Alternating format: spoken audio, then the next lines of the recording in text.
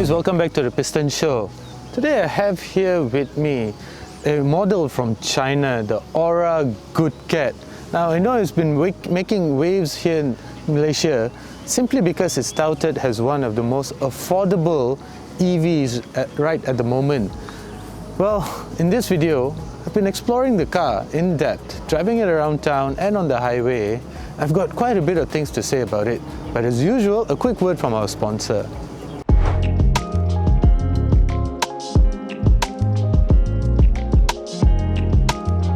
Hey guys, I'd just like to take a couple of seconds to tell you about the BH Petrol's loyalty program. Now this is unlike any other loyalty program out there because it does not require you to carry the card. That is simply very hard to find, especially when you need it the most. Now with BH Petrol, all you need to do is download an application, go to BH Petrol, pour your petrol, take a receipt and simply scan it with your application. You get 1 e-point for every litre that you pour. So the next time you're at BH Petrol, be sure to download the BH Petrol Loyalty Program application and you can immediately start to collect your points and later redeem it for the many rewards that they have.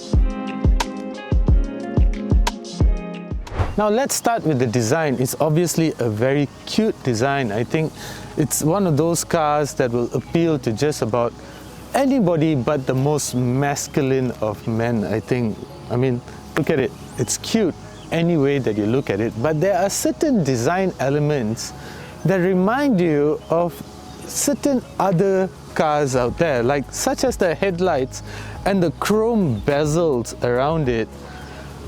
I wouldn't blame you if you thought that, hey, that does somewhat look like a Mini, doesn't it? And then you have this power domes over here that remind me of a certain German model. And check out the way the lights greet you. That is very cool. But then still it's a bit Mini-esque, I would say. But besides that though, because it's an EV, so there's no need for a grille, so you get a very clean front end, which just lends to the design appeal of the Ora Good Cat. And if you're wondering what this emblem is about, well, it looks like an exclamation mark that came out of a Hello Kitty cartoon. Still very cute. Now, Mini and perhaps Mercedes are not the only brands that have lent certain design elements to the car. Well, the person that designed this car is also a former Porsche designer by the name of Emmanuel Derta. And there's certain elements of Porsche in the car as well, such as this front fender over here, the sweeping fender. And then again, it goes on to circular lights, but we've already addressed that. So this too, even though it's a lot shorter than what you would see on a Porsche, but because it comes up and swoops down like this, it's perhaps a little nod to the German mark. This is a plastic fender, so perhaps for weight, perhaps for cost savings, whatever, but it's there and it looks good. That's what matters. So I also really like the two-toned design of the paint job. There's also another two-tone design in the GWM catalog here in Malaysia. If I'm not mistaken, it's black and red. So yeah, the car runs on 18-inch wheels wrapped in GT tires. No complaints there, especially if you're going to be driving this car around town. There's, I think, very little road noise that comes back into the cabin. The cabin, just like all EVs, is nice and silent. Let's check out the back. Now this is one of my favorite parts about the car. The back, simply, I think, very elegantly crafted, very elegantly designed. It's a very clean, no drama sort of overall design. The lights are very intelligent and you don't see this in any other car actually, so credit to GWM and Ora for this design.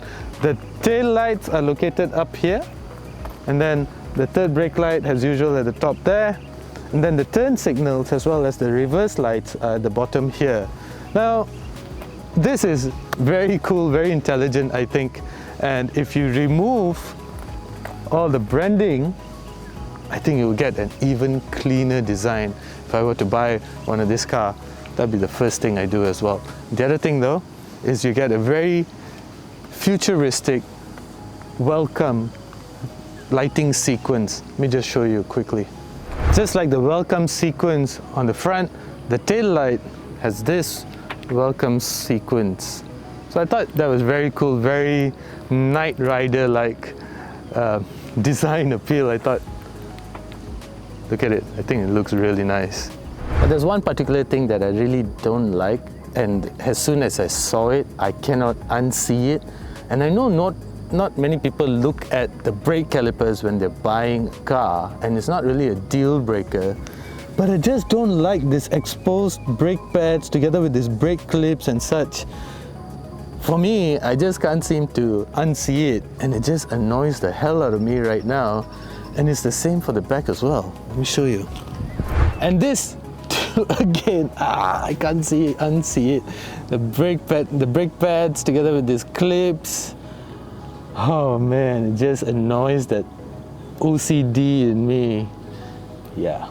Can't unsee it, definitely can't unsee it. Okay guys, this is the best part about the Ora Good Cat, the interior. It's got to be one of the nicest interiors around today. Well, it still has certain design elements that have been borrowed from other car makers, such as these switches over here that also look like they were inspired by those from a Mini.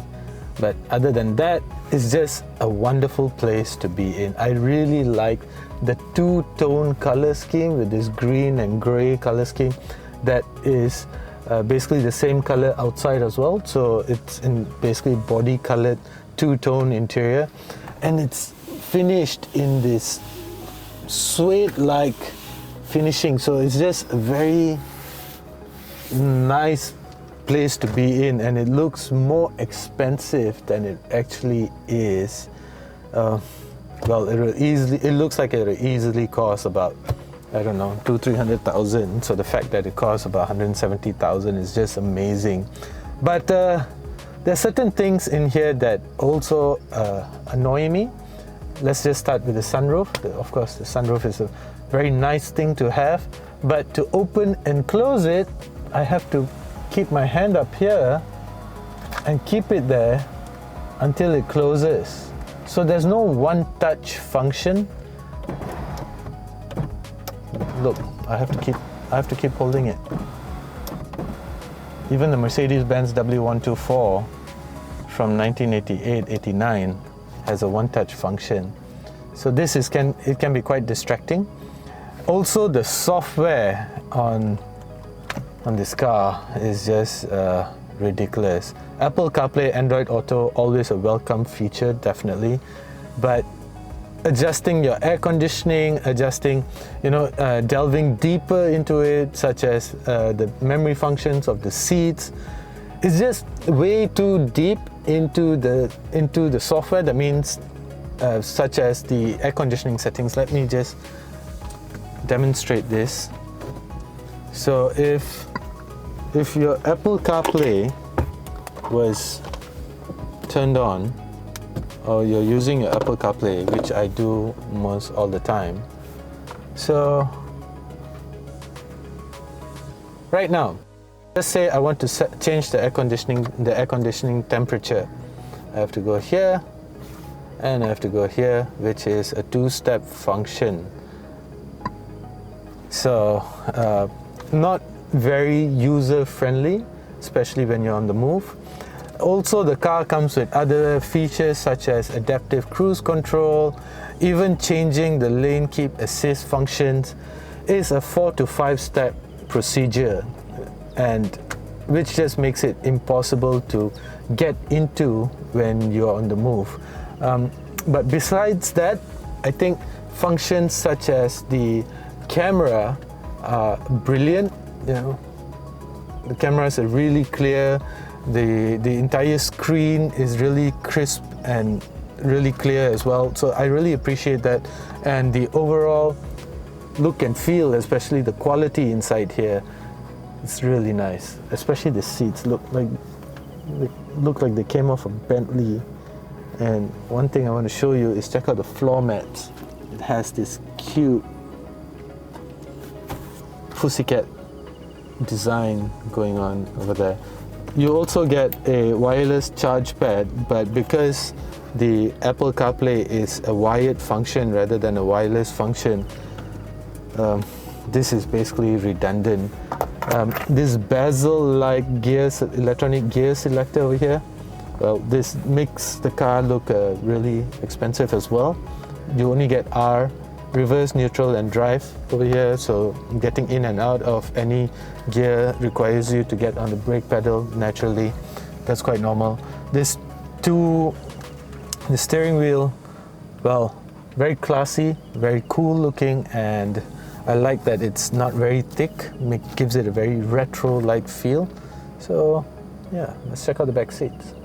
As for the back seats, well, I'm about 179, 180 centimeters tall, and the front seat is adjusted to my driving position. Well, still quite comfortable back here. I just think that there's not enough thigh support. I know a lot of other car reviewers have also said the same, which is actually true. The thigh support is basically non-existent, but because of height restrictions, I can't really seem to get comfortable unless I sit like this. So long distance drives are going to be a problem, but you don't really take an EV on a long distance drives nowadays anyway. At the back here you get a single USB charger, and sadly there's no air conditioning vents back here. But what if you want to take your kid around in a child seat? Let's check that out. So the Ora Good Cat obviously comes with ISOFIX mounts. However, accessing those ISOFIX mounts can be quite a pain because they're located deep beneath the cushion over here. Then look at these latches, how far deep they have to go. So mounting your baby seat, your child seat, can be a bit of an issue, can take a bit of time actually. But as soon as you get it, well, as you can see, there's actually quite a lot of space for your child, and obviously more than enough space for 2 child seats, so making this a very good daily runabout car, especially if you have younger kids that you're going to send to school, kindergarten, or perhaps even for grocery runs. Very, very handy.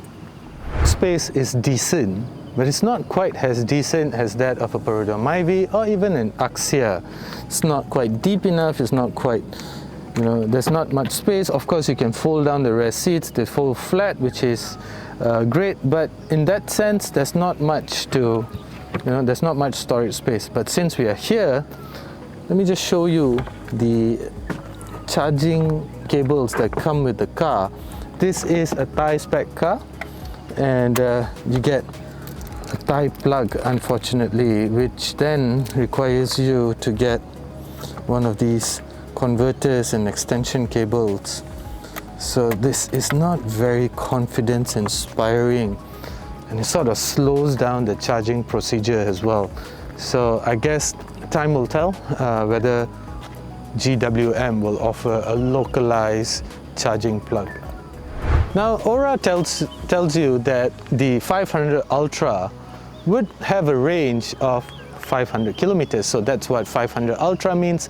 That's what 400 Plus means. 400 Plus basically says that it'll give you a range of 400 kilometers. However, this has been calculated based on the NEDC cycle, not the more accurate WLTP cycle. Based on the WLTP cycle though, which is more accurate than the NEDC, the 500 Ultra should have a little less than 400 kilometers worth of range, which is actually quite accurate because I started my day with 100% battery, and I'm left with, so I started the day with 100% battery, 501 kilometer range. I drove about 23 kilometers to where we are today right now, and I'm left with a range of about 420 kilometers. So not very accurate, that one. So highway driving, traffic jams, very real world type of driving conditions. And I'm left with 420 kilometers. So that should tell you that the WLTP cycle is actually more accurate, and the 500 Ultra would give you roughly about a range of 420, 410 kilometers based on 100% charging state of charge.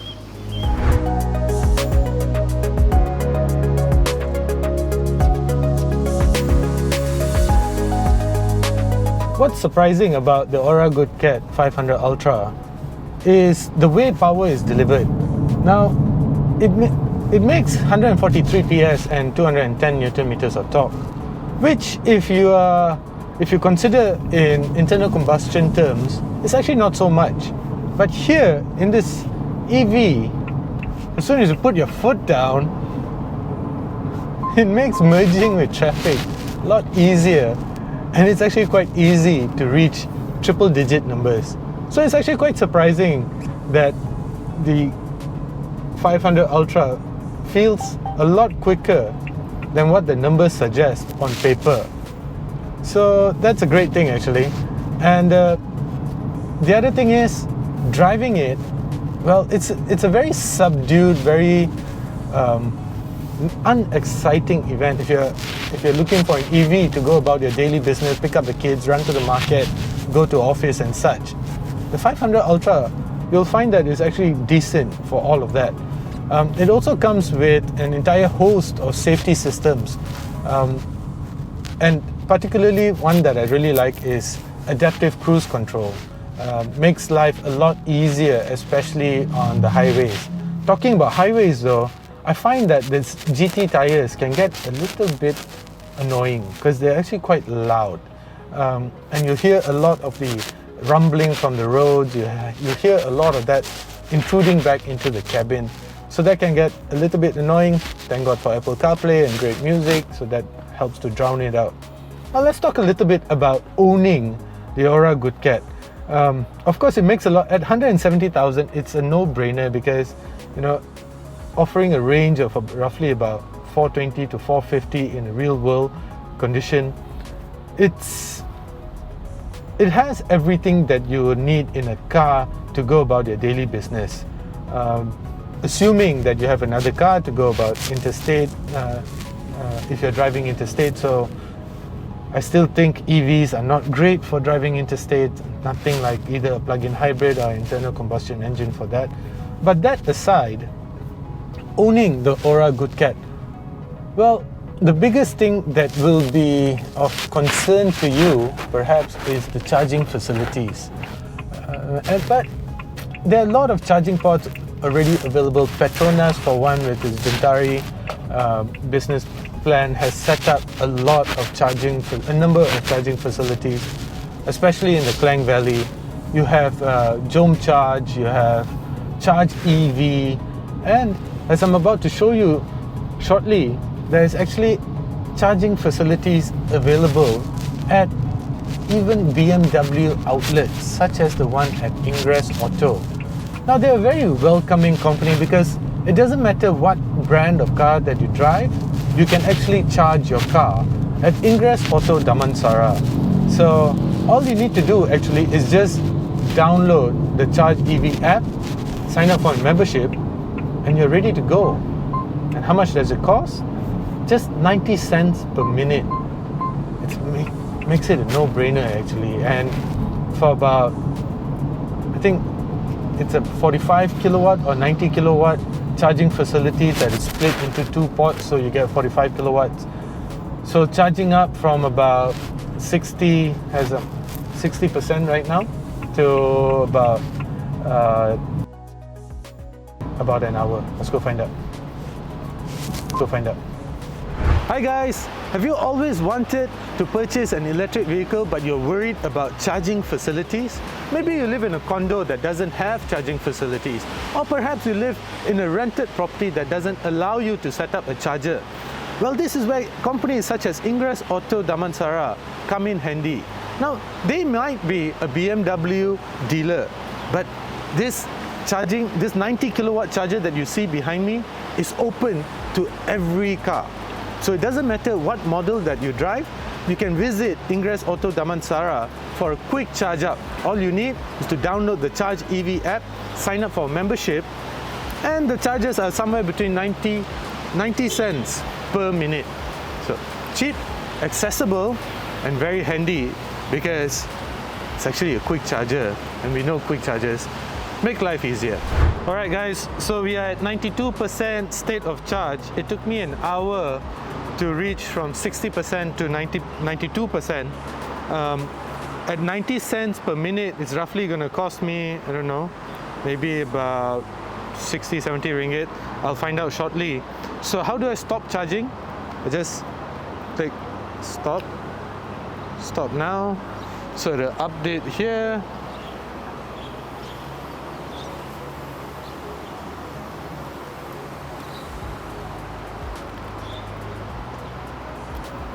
So I got about 19.2 kilowatts in an hour.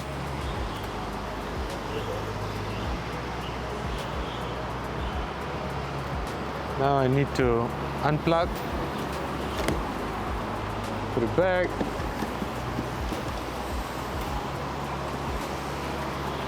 And the great thing about this is that you can charge in almost any type of weather. So put this back. And I'm ready to go.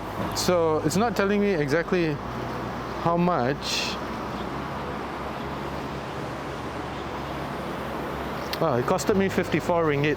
So to get a range about 450 kilometers, I think that's quite alright. So there you have it, the Ora Good Cat 500 Ultra. So there are a couple of, it's a great car, nice car to drive, nice car to go around in an urban environment. The software, well, it urgently needs an update. That can be quite irritating. But as a car by itself, I quite liked it. I really liked the driving conditions, the driving style. It was really comfortable. It was perfect for my family as well. Going about your daily business, no issues. 170,000 ringgit right now in Malaysia. Plenty of charging facilities available, so it makes owning an EV all the more easier. Let me know what you think about the Ora Good Cat 500 Ultra in the comment section below. Thank you for watching.